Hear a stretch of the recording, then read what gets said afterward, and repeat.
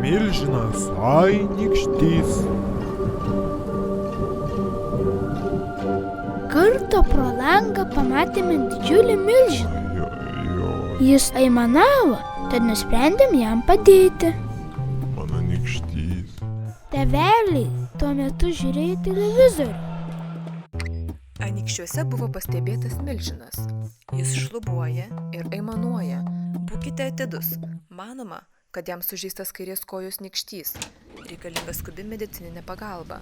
Bet jokių būdų nesirtinkite patys, o skambinkite mums telefonas. Gal einama ten? Gerai. Išėjome ieškoti. Ojojoj. Ar girdėjai, ten turbūt milžinas. Na ir didžiulė ta milžino pėda. Tai buvo Anykščių padavimuose minimas milžinas, kuris medžius beraudamas nykštį užsigavo. Kur tas milžinas?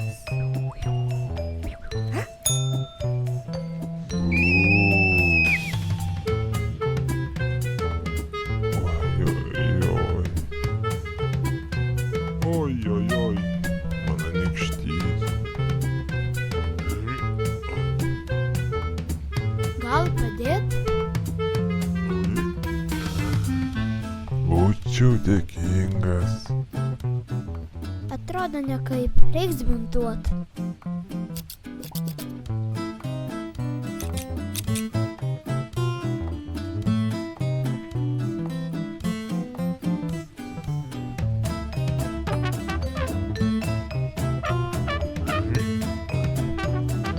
Ačiū.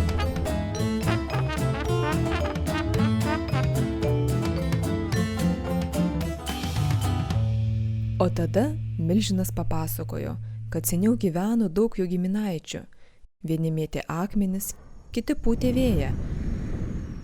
Treti iš klumpės galėdavo supilti visą piliakalnį. Buvo ir tokių, kurių garbiai miestus bei miestelius pavadino. Štai Mičionis ir Mikieriai, pavadinti skirtingose šventosios upės krantuose, mėgusi susitikti milžinų vardais. Papasakojo ir apie save, kaip medžius beraudamas užsigavo nykštį ir iš skausmo ėmė aimanuoti. Ai nykšty, nuo to ir kilęs upelio Anykštos, o vėliau ir Anykščių miesto vardas.